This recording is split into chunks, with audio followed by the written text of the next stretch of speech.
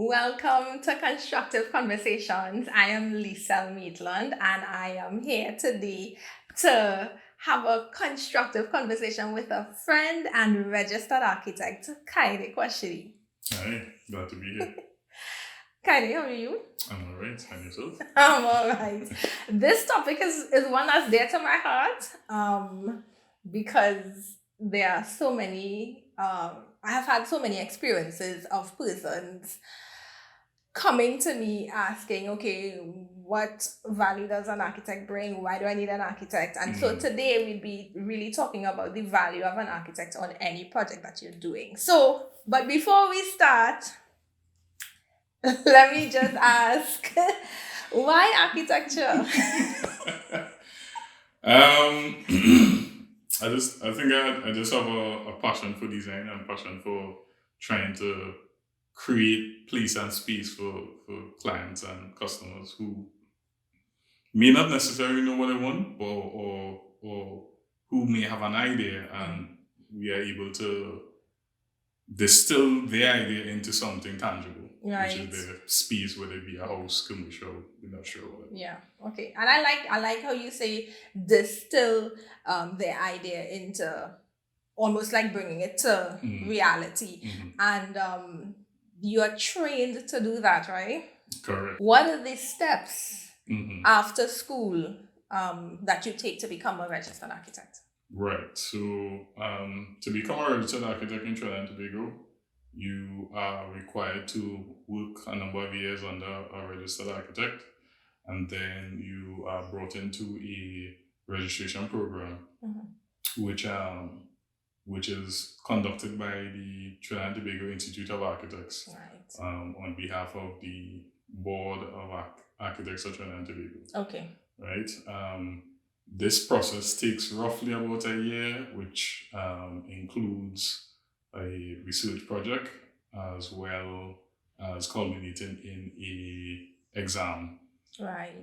which covers all aspects of the process of operating as a registered architect in Trinidad and Tobago, inclusive of statutory bylaws and so on. Okay. So my burning question is, undergrad years of training into masters, or I think some schools, they have it as a 5-year program, an entire 5-year program, but at UTech, University of Technology, was 4 and 2. Sure. After all that training, and then you work under a registered architect, you get registered, so you have all this wealth of knowledge. The question is, what value would a registered architect bring to the table? I think the main value that registered architects bring is, of course, the training and the knowledge that we come with from all the years of school and trade and working in the field. Right. And of course, being also our training being checked and monitored to make sure that we are performing at a particular standard. Okay. Also, I think secondly, the hiring of a registered architect is being able to see the project holistically. Right. Which is not only from the point of giving you a floor plan, which some people might ask for. Yeah. But we are looking at the impact of whatever that design is, whether it be a home, whether it be commercial, industrial, whatever. The impact on the user, the impact on environment, impact on how statutory agencies interface with that project. Right.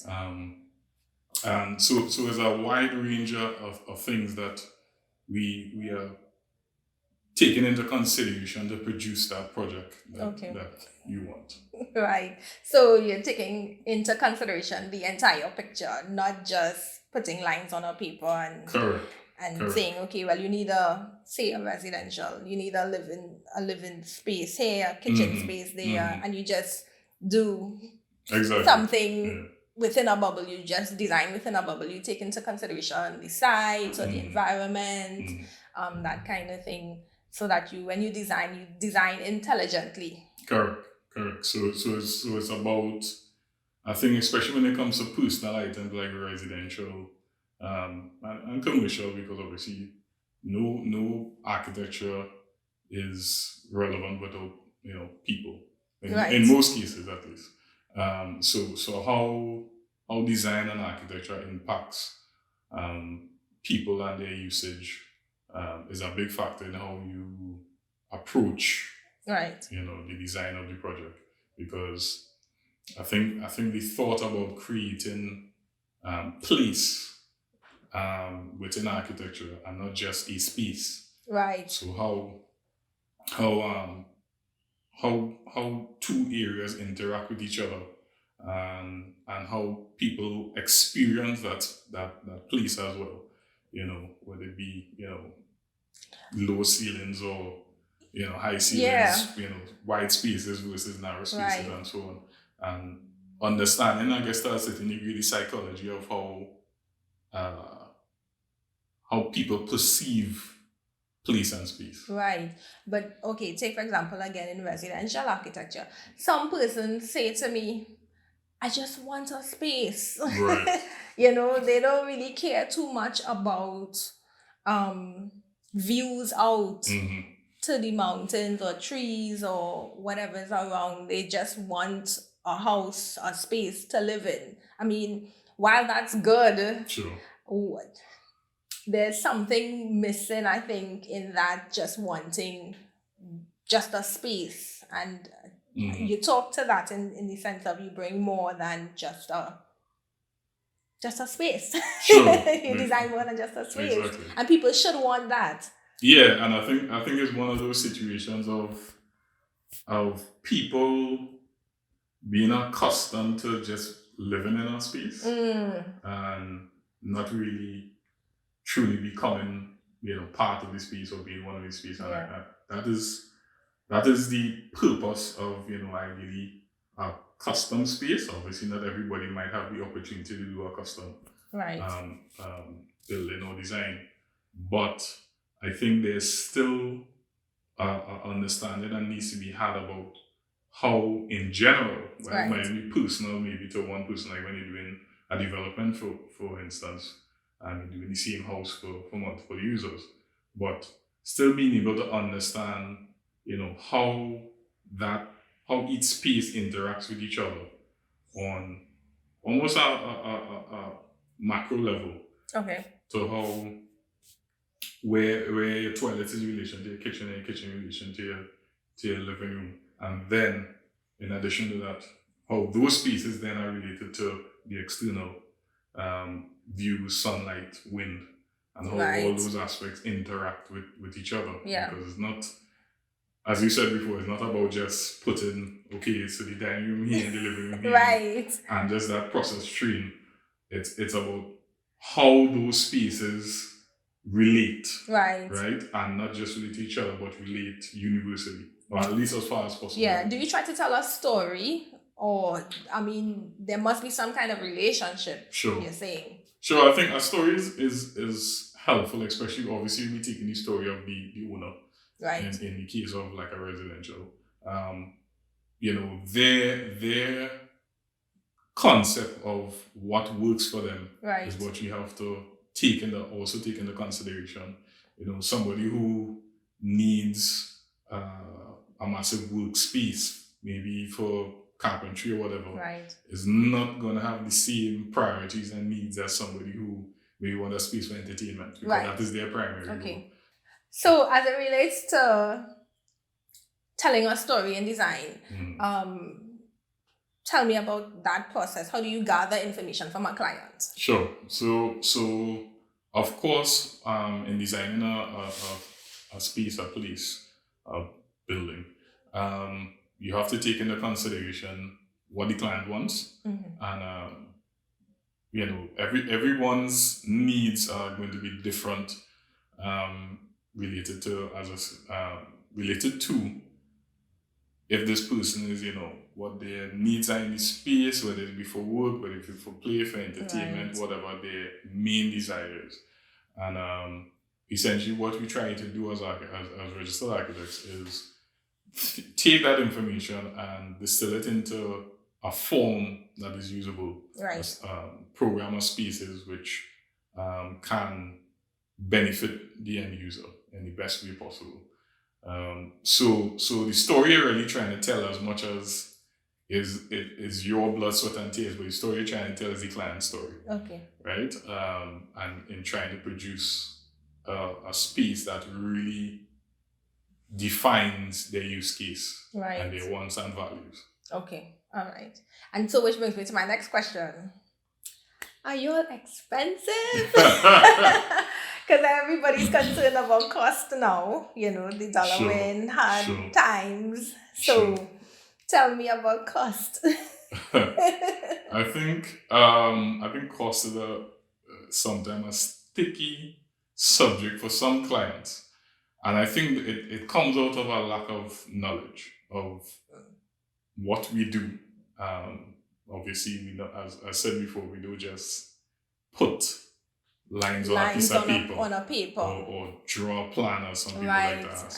And then persons ask so much money for a drawing. Exactly. But it's not just a drawing. It's an idea. It's a concept. Okay. Correct. So our cost is derived mainly in two different ways.